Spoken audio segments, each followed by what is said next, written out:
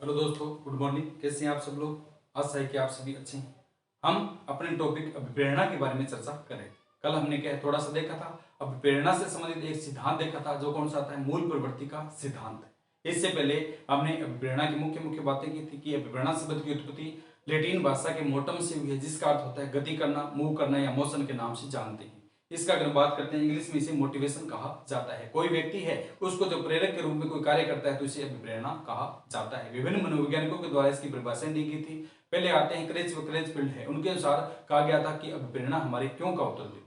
दूसरा हमने देखा था स्किनर क्या कहते हैं कि ये सबसे अच्छा राजमार्ग है, अभिप्रेरणा अधिगम का सर्वोत्कृष्ट राजमार्ग है। तीसरा हमने देखा था कि अभिप्रेरणा जो होती है वुड के अनुसार परिभाषा दी गई थी, ये किसी कार्य को आरंभ करने, जारी रखने और उसे सुनिश्चित रूप से संचालन करने की प्रक्रिया होती है। इसके बाद हमने देखा था कि अभिप्रेरणा की विशेषताएं हैं, तो ये सर्वोत्कृष्ट राजमार्ग है, सबसे अच्छा सोपान है, स्वर्ण पथ है और हृदय कहा जाता है। विभिन्न प्रकार की जो क्रिया है इसमें एक्टिव होना पड़ता है, इसकी अनिवार्य है, यानी अभिप्रेरणा किसी भी व्यक्ति के लिए अनिवार्य होती है। अगर वह अभिप्रेरित नहीं है तो अधिगम नहीं कर पाएगा। तो ये हमने इसके बारे में विशेषता देखी। इसके बाद हमने क्या है, तीन इसकी जो कौन से प्रक्रम देखे थे, यानी अधिगम जो अभिप्रेरणा है वो किस प्रकार होगी। तो पहले क्या थी, आवश्यकता, यानी व्यक्ति को जब आवश्यकता होगी तो वह क्रिया करेगा।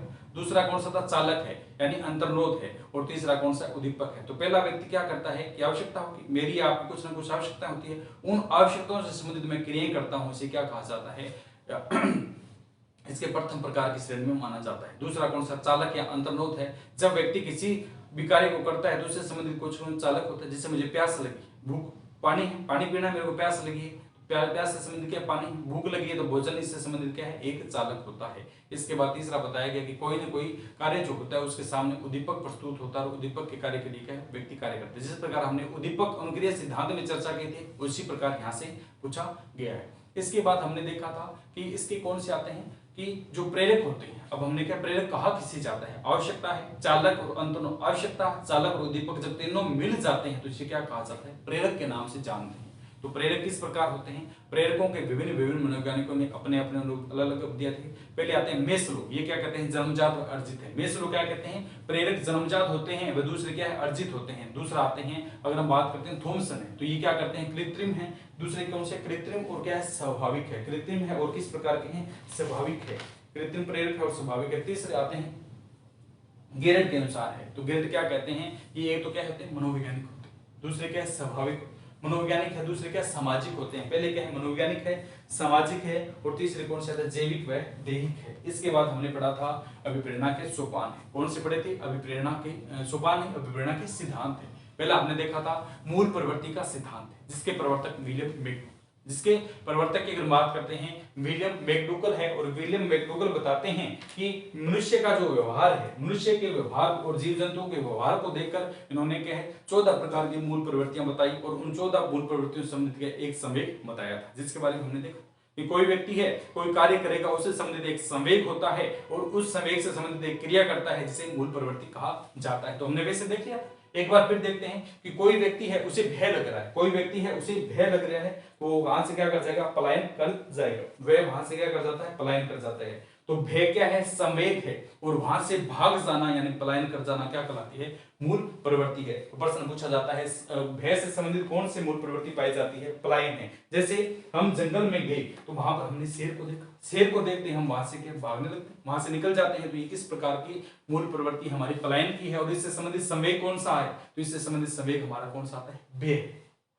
दूसरा हमने कौन सा देखा था कि कोई व्यक्ति है, उसे क्रोध आ गया है। कोई व्यक्ति क्या है, उसे क्रोध आया तो उसका क्या, आक्रामकता का भाव होगा, युत्सा या आक्रामकता, दूसरे व्यक्ति पर आक्रमण करेगा। जिसे व्यक्ति को क्रोध आता है तो किस प्रकार है, आक्रामकता या युत्सा का भाव देखने को मिलता है। दो व्यक्ति है, उन दोनों में क्या है, मैं, मेरे सामने वाला कोई व्यक्ति, हमारे दोनों को किसी बात को लेकर लड़ाई होगी, मेरे को उसके ऊपर गुस्सा आ गया तो मैं अपनी आक्रामकता उसके ऊपर दिखाऊंगा। तो ये कौन सा आता है कि किसी व्यक्ति को जब क्रोध आता है तो क्रोध क्या होता है, संवेग होता है, उससे संबंधित मूल प्रवृत्ति कौन सी होती है, युत्सा होती है या आक्रामकता होती है। तीसरा आता है, तीसरा अगर हम बात करते हैं घृणा है। तीसरा क्या है, किसी व्यक्ति से हम घृणा करते हैं। तीसरा कौन सा आता है, घृणा है। जब हमारी किसी के साथ घृणा होती है तो उससे हम क्या, अप्रिय करते हैं, उससे क्या है, घृणा हो जाती है तो हम उसे क्या, अच्छे नहीं लगते हैं, अप्रियता का भाव दिखाते हैं। तो घृणा संवेग से संबंधित कौन सी मूल प्रवृत्ति आती है, अप्रियता है। हमारा मित्र है, जिस मित्र, पहले हमारा खूब मित्र था, लेकिन किसी कारणवश से क्या है वो हमें अप्रिय लगने लग गया,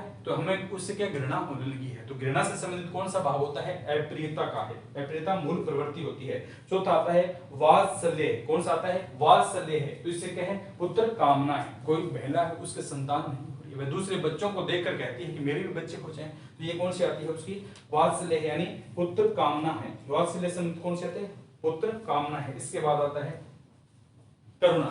कौन सी आती है, करुणा है। या कोई व्यक्ति की अगर बात करते हैं तो रोता रहता है, करुणा है। करुणा को अगर हम बात करते हैं, कोई व्यक्ति है उसके द्वारा विषाद की भावना आती है तो वो क्या संवेदना प्रकट करता है। मेरे को दुख है तो मैं दूसरे वाले व्यक्ति के साथ संवेदना दिखाता हूँ, चलो कोई बात नहीं, जो हुआ तो हुआ, मैं तुम्हारे सामने हूँ। तो करुणा संवेद से संबंधित कौन सी आती है, अगर हम बात करते हैं संवेदना का भाव होता है, ठीक है। करुणा से संबंधित कौन सी आती है, संवेदना का भाव होता है। करुणा से संबंधित कौन सा आता है, मूल प्रवृत्ति संवेदना है। करुणा संवेदना है। तो ये ऐसे क्वेश्चन आएंगे। इसके बाद आता है कामुकता है, काम प्रवृत्ति है। कोई व्यक्ति है उसको कामुकता की इच्छा होगी है तो काम प्रवृत्ति कर करके उस इच्छा को शांत करता है। तो कामुकता, कामुकता की बात करते हैं जिसमें कौन सा आता है, सीधा काम के नाम से काम प्रवृत्ति माना जाता है। आश्रय जिज्ञासा है, आश्रय है जिज्ञासा है, यानी कोई मूल प्रवृत्ति है, मुझे क्या उसको देखकर आश्चर्य।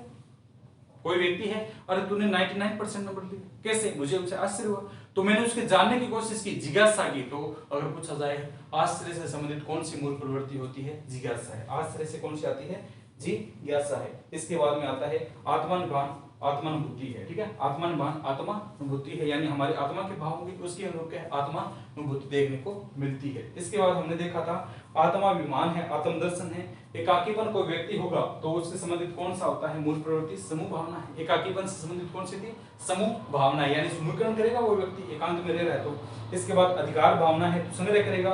रचनानुभूति है, रचना प्रवृत्ति करेगा। आमोद है तो वह हास्य करेगा, ठीक है। कौन सा आता है, आमोद अगर संवेग है तो हास्य मूल प्रवृत्ति उससे संबंधित कार्य करेगा, यानी हंस करके उस चीज को निकाल देता है। तो ये हमारी कुछ मूल प्रवृत्तियां थी और उनसे संबंधित क्या है, संवेग। इसके बाद हमने पढ़ा था कि मूल प्रवृत्तियों की विशेषताएं। तो पहले हमने देखा जन्मजात है, सार्वभौमिक है, हर जगह पाई जाती है, प्रत्येक व्यक्तियों में अलग अलग मात्रा में समान होती है। मूल प्रवृत्ति व्यवहार का वांछित परिवर्तन करती है। मूल प्रवृत्ति के अनुसार किसी भी व्यक्ति में व्यवहार का अनुरूप किया जा सकता है। कोई क्रोधी है, कोई गुस्सेल है, कोई चिड़चिड़ापन है, कोई किसी प्रकार का है। ये शोधनशील व परिवर्तनशील होती है। प्रत्येक मूल प्रवृत्ति की कितनी क्रियाएं होती है, 3 क्रियाएं देखने को मिलती है, ज्ञानात्मक, भावात्मक और कौन सी आती है, क्रियात्मक है। तो ये हमारा कौन सा था, विलियम मैकडूगल द्वारा प्रस्तुत मूल प्रवृत्ति का सिद्धांत और उससे संबंधित कितनी थी, 14 मूल प्रवृत्तियां और 14 क्या थे, संवेग थे। अब हम पढ़ेंगे मनोविश्लेषणात्मक सिद्धांत है, जिसके प्रवर्तक कौन से आते हैं, सिगमंड फ्राइड है। पहले मूल प्रवृत्ति के सिद्धांत है, प्रवर्तक कौन से थे, विलियम मैकडूगल है। 14 संवेग और 14 मूल प्रवृत्तियां बताई है। दूसरा पढ़ेंगे मनोविश्लेषणात्मक सिद्धांत है, जिसके प्रवर्तक अगर बात करते हैं विलियम कौन से आते हैं, जिसके प्रवर्तक की बात करते हैं सिगमंड फ्राइड। सिगमंड फ्राइड ने मनोविश्लेषणात्मक सिद्धांत दिया था। इन्होंने मन की कितनी अवस्था करी, 3, चेतन, अचेतन और अचेतन है। तो सिगमंड फ्राइड के द्वारा एक सिद्धांत दिया गया था जिसका नाम था मनोविश्लेषणात्मक सिद्धांत है। इस सिद्धांत के अनुसार अचेतन मन में दबित इच्छाएं व्यक्ति को क्रिया करने के लिए बाध्य करती है। तो इसमें क्या है, सिगमंड फ्राइड कहते हैं कि व्यक्ति के अचेतन मन में जो इच्छाएं दमित होती है, सिगमंड फ्राइड के अनुसार व्यक्ति के अचेतन मन में दमित इच्छाएं हैं वो व्यक्ति को क्रिया करने के लिए क्या करती है, प्रेरित करती है, यानी मोटिवेट करती है। तो प्रश्न इतना सा आता है कि सिगमंड फ्राइड के द्वारा अपना सिद्धांत दिया गया था जिसका नाम कौन सा कहलाता है, मनोविश्लेषणात्मक सिद्धांत है। इस सिद्धांत के अनुसार व्यक्ति कब प्रेरित होता है, कब क्रियाएं करता है, तो जब उसके अचेतन मन की बातें उसे प्रेरित करती है और आगे बढ़ने के लिए अग्रसर करती है तो व्यक्ति क्या होता है, प्रेरित होता है। इसके बाद हम पढ़ेंगे अभिप्रेरित उपलब्धि अभिप्रेरणा का सिद्धांत है। कौन सा आता है, उपलब्धि अभिप्रेरणा का सिद्धांत है। कौन सा है, उपलब्धि अभिप्रेरणा का सिद्धांत है। इसकी अगर हम बात करते हैं, इस सिद्धांत का प्रतिपादन हार्वर्ड विश्वविद्यालय के मनोवैज्ञानिक कौन से आते हैं, इस सिद्धांत के प्रतिपादक है वो हार्वर्ड विश्वविद्यालय के मनोवैज्ञानिक है जिसका नाम कौन सा आता है, हार्वर्ड विश्वविद्यालय के मनोवैज्ञानिक है जिसका नाम है मैकल सी मैकलैंड है। कौन से आते हैं, डेविड सी मैकलैंड है, वह होएगा, ठीक है। 2 नाम के मनोवैज्ञानिक थे, एक तो कौन से आते हैं, पहले अगर बात करते हैं डेविड सी मैकलैंड है, दूसरा कौन सा आता है, होएगा। इनके द्वारा इस सिद्धांत का प्रतिपादन किया गया था। यानी व्यक्ति जो है, अगर पूछा जाएगा कि अभिप्रेरणा का सिद्धांत है वो कौन सा, उपलब्धि अभिप्रेरणा का सिद्धांत है, इसके प्रतिपादक डेविड सी मैकलैंड है, वह होएगा। इसके साथ एक एटकिंसन नाम के व्यक्ति और थे। तो इसमें इसने इतना सा पूछा जाता है। वैसे हमने अधिगम में पढ़ा है ये सिद्धांत, लेकिन अभिप्रेरणा में पूछ लिया जाए तो इसके प्रमुख मनोवैज्ञानिक पूछते हैं, यानी किस मनोवैज्ञानिक के द्वारा यह सिद्धांत दिया गया था। इसके बाद कौन से थे, फर्नाल्ड नाम के मनोवैज्ञानिक आए थे। उनके अनुसार अभिप्रेरणा के बारे में क्या बात कही गई थी, कौन से आते हैं, फर्नाल्ड के अनुसार। क्या है, फर्नाल्ड के अनुसार उपलब्धि प्रेरणा से तात्पर्य श्रेष्ठता के विशेष तरह से हैं। फर्नाल्ड क्या कहते हैं, उपलब्धि प्रेरणा से तात्पर्य, यानी ये उपलब्धि प्रेरणा सिद्धांत दिया गया था। इसके बारे में फर्नाल्ड बताते हैं कि उपलब्धि प्रेरणा से तात्पर्य है किसी व्यक्ति के विशेष तरह से श्रेष्ठता प्राप्त करने की इच्छा है। कोई व्यक्ति श्रेष्ठ लेवल पर जाता है तो उसको प्राप्त करने की इच्छा है, उसके बारे में फर्नाल्ड ने बताया है कि सबसे श्रेष्ठतम स्तर पर जब जाता है तो उसके बारे में यह सिद्धांत बताता है। इस सिद्धांत के अनुसार उपलब्धि की चाह व्यक्ति को, तो ये सिद्धांत क्या कहता है, उपलब्धि प्रेरणा सिद्धांत है। इसमें क्या कहता है, इस सिद्धांत के अनुसार व्यक्ति को क्रिया जब क्या होती है, व्यक्ति को उपलब्धि की चाह व्यक्ति को क्रिया करने के लिए प्रेरित करती है तथा व्यक्ति वहां तक क्रिया करता है। ठीक है, तो कोई व्यक्ति है वो उसको क्रिया करने के लिए क्यों करती है, उसकी चाह होती है, यानी उसकी कुछ इच्छा होती है, इच्छाओं की पूर्ति के लिए क्रिया करता है और वहां तक पहुंचने की चाह रखता है जहां तक प्रयोग द्वारा पहुंचा जा सकता है। तो उपलब्धि प्रेरणा सिद्धांत है। इसके प्रवर्तक कौन से आते हैं, डेविड सी मैकलेलन, होएंगावे, एटकिंस नाम के 3 मनोवैज्ञानिक थे, इनके द्वारा दिया गया था। और फर्नाल्ड कहते हैं कि कोई व्यक्ति है वह तब तक क्रिया करता रहता है जब तक उसकी अंतिम इच्छा होती है, उच्चतम स्तर पर पहुंचने की उसकी इच्छा होती है, तब तक वह क्या करता है, कार्य करता रहता है। इसके बाद एक और सिद्धांत आता है पदानुक्रमिक का सिद्धांत। वैसे हमने कल पढ़ा था, अधिगम में इसके बारे में चर्चा कर लेती, लेकिन फिर अभिप्रेरणा में फिर दिया गया है। तो कौन सा आता है, पदानुक्रमिक का सिद्धांत है। कौन सा आता है, पदानुक्रमिक आवश्यकता का सिद्धांत है। तो इसमें क्या है, व्यक्ति को कितने प्रकार की 5 आवश्यकता होती है। पहले दैहिक होती है, पहले कौन सी आती है, दैहिक आवश्यकता है। दूसरा अगर बात करते हैं सुरक्षा की आवश्यकता है, पहले दैहिक आवश्यकता है, दूसरा सुरक्षा की आवश्यकता है, तीसरा स्नेह की है, चौथा सम्मान की है और 5वीं कौन सी आती है, आत्म सिद्धि की आवश्यकता है। तो प्रत्येक जो व्यक्ति होता है उसको ये 5 आवश्यकताएं होती है। तो ये हमारा कौन सा सिद्धांत कहलाता है, यह सिद्धांत कहलाता है आवश्यकता पदानुक्रमिक का सिद्धांत है। यानी आवश्यकताएं क्या होती है, पद के अनुक्रम के सिद्धांत के अनुरूप में होती है।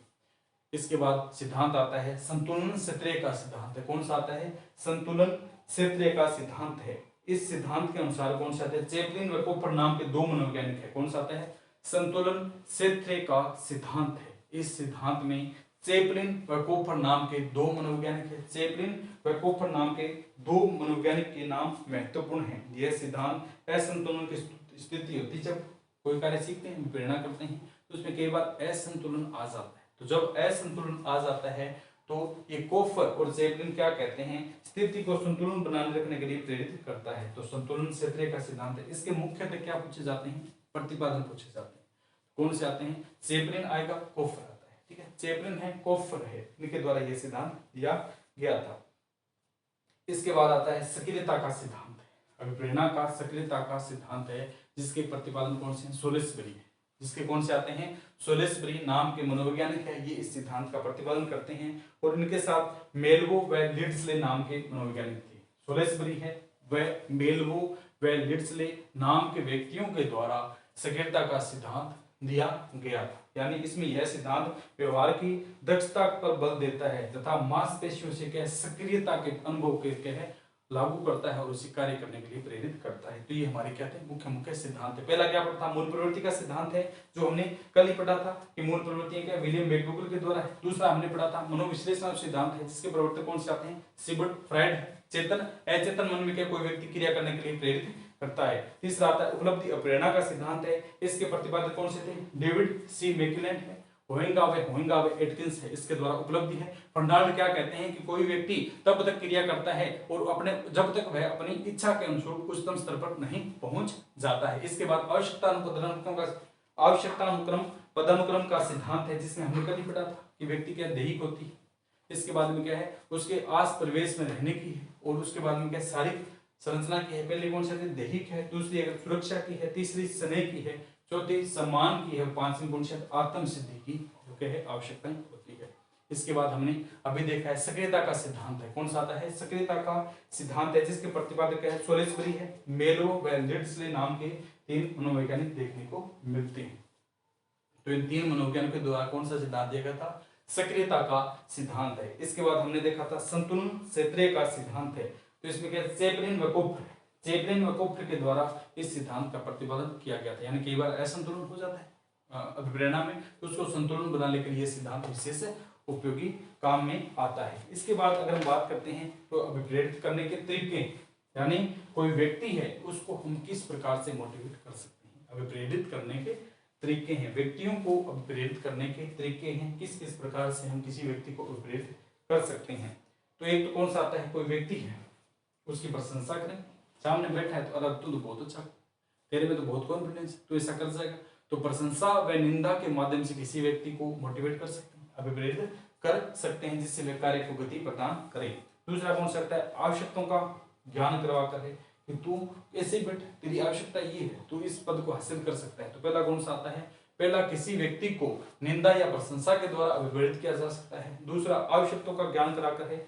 तीसरा के आकांक्षा का स्तर जानकर है, सामने वाले व्यक्ति की आकांक्षा देख लेंगे कि किस क्षेत्र में वो आगे बढ़ना चाहता है, तो उसका स्तर जान करके उसे अभिप्रेरित कर देंगे। तू क्या बावड़ा है, तू ऐसे बैठा है, तू ये कार्य कर सकता है, तो आकांक्षा का स्तर जानकर है। चौथा है सफलता का आभास करवा कर है, यानी कोई व्यक्ति है वो कार्य नहीं कर रहा है, अभिप्रेरित नहीं हो रहा है, तो उसको कहेंगे तेरा देख दोस्त वो लग गया, तू रह गया, ठीक है। तो इस प्रकार उसे कहे अभिप्रेरित कर, यानी सफलता का आभास कराकर उसे अभिप्रेरित किया जा सकता है। दूसरा कौन सा आता है, असफलता का भय दिखाकर, कोई व्यक्ति है अगर वह पढ़ नहीं रहा है या कोई कार्य नहीं कर रहा है, तो उसके अगर असफल हो गया तो क्या तू उसकी तरह कार्य कर, वो देख खेत में कार्य कर रहा है, अगर तू भी असफल हो गया तो तेरे को भी क्या खेत में कार्य करना पड़ेगा। तो असफलता का भय दिखाकर भी क्या है, अभिप्रेरित किया जा सकता है। विभिन्न प्रकार की कंपटीशन है, प्रतियोगिताएं आयोजन की जाती है, उन प्रतियोगिताओं में फर्स्ट आता है, सेकंड आता है, तो उन्हें मोटिवेट करती है कि तू ये अच्छा बढ़ा, तो ये क्या फर्स्ट आया। तो प्रतियोगिताओं का आयोजन कराकर भी व्यक्ति को अभिप्रेरित किया जा सकता है। इसके बाद कंपटीशन की भावना जगाकर है, यदि तुम फर्स्ट आओगे तो तुम्हें 31,000 मिलेंगे, सेकंड आओगे तो 21,000 मिलेंगे, इस प्रकार प्रतिस्पर्धा बनाई जाती है। कंपटीशन की भावना जगाकर भी व्यक्ति को क्या किया जा सकता है, अभिप्रेरित किया जा सकता है। इसके बाद में कहे विभिन्न प्रकार की जो शिक्षण सामग्रियां हैं, उन उचित शिक्षण सामग्रियों का प्रयोग कर भी व्यक्ति को अभिप्रेरित किया जा सकता है। शिक्षक होते हैं, कई बार है साइंस के टीचर है, मैथ के टीचर है, वो अच्छी शिक्षण सामग्रियों का उपयोग करते हैं जिससे बालक प्रेरित होती है, यानी हम ऐसे पढ़ेंगे तो हमें याद होगा। तो क्या शिक्षण उचित शिक्षण सामग्री का प्रयोग कर व्यक्ति को प्रेरित किया जा सकता है। सर्वे दृश्य सामग्री पर्याय है, जो कौन से सर्वे दृश्य सामग्री है, उनका भी उचित प्रयोग कर व्यक्ति को प्रेरित कर सकते हैं। विभिन्न प्रकार की पाठ्य पुस्तकें हैं, विभिन्न प्रकार की जो पाठ्य सहगामी क्रियाएं हैं, उनके द्वारा विद्यालय एवं कक्षा में उचित वातावरण बनाकर भी व्यक्ति को क्या है, प्रेरित किया जा सकता है। ये सामान्य से पॉइंट है, ये एक बार देखने में याद हो जाते हैं, यानी हम किस प्रकार अभिप्रेरित हो सकते हैं। अब हम बात करते हैं कि अधिगम व अभिप्रेरणा का क्या महत्व है, सीखने में अभिप्रेरणा का क्या महत्व है। यदि हम अधिगम कर रहे हैं तो उसमें अभिप्रेरणा क्यों आवश्यकता है, अभिप्रेरणा की क्यों आवश्यकता है, तो अधिगम में अभिप्रेरणा का क्या महत्व है। तो पहला कौन सा आता है, व्यवहार को नियंत्रित करती है। अभिप्रेरणा क्या करती है, उससे अधिगम जब हम करते हैं तो हमारे व्यवहार को नियंत्रित करती है। अभिप्रेरणा व्यवहार को नियंत्रित करती है, रुचि जागृत करने में सहायक है, अधिगम की तत्परता बनाने में सहायक है, रुचि जागृत करेगी, तत्परता लाएगी और हमें जागृत रखने में सहायक है, यानी सुचारू रूप से क्या जागृत रखने, मोटिवेट होंगे तभी तो सीख पाएंगे, तो जागृत रखने में सहायक होती है। ध्यान केंद्रित करने में है, मानसिक क्रियाओं को बनाने में है, ध्यान केंद्रित करने में सहायक होती है, मानसिक क्रियाएं बनाने में है, अनुशासन रूपी गतिविधियों को एक समय रूपी संरचना में लागू करने में सहायक होती है, और इसके बाद क्या है, लक्ष्य प्राप्ति में सहायक है, और क्या है, चरित्र जो निर्माण है उसमें सहायक होती है। तो ये हमारी कौन सी आती है, अभिप्रेरणा अधिगम के लिए क्यों आवश्यक है, इससे संबंधित पॉइंट थे। तो ये हमारा अभिप्रेरणा है, वो टॉपिक कंप्लीट होता है। इसमें मुख्य सिद्धांत थे, प्रथम हमने पढ़ा था कि जो को किसके द्वारा है, 14 मूल प्रवृत्तियां को इसके द्वारा बताएंगे, विलियम मैकडूगल के द्वारा बताएंगे। इसके बाद अगर बात करते हैं मनोविश्लेषण, सिगमुंड फ्रायड के द्वारा मनोविश्लेषणात्मक सिद्धांत दिया गया था, सक्रियता का सिद्धांत दिया गया था। और इसमें क्या अगर बात करते हैं, कोई व्यक्ति क्या सक्रिय रहता है उसके माध्यम से सीखता है। और अगर हम बात करते हैं अस्त्रीय असंतुलन का सिद्धांत है, कोपर्टी चैपलिन इनके द्वारा यह सिद्धांत दिया गया था।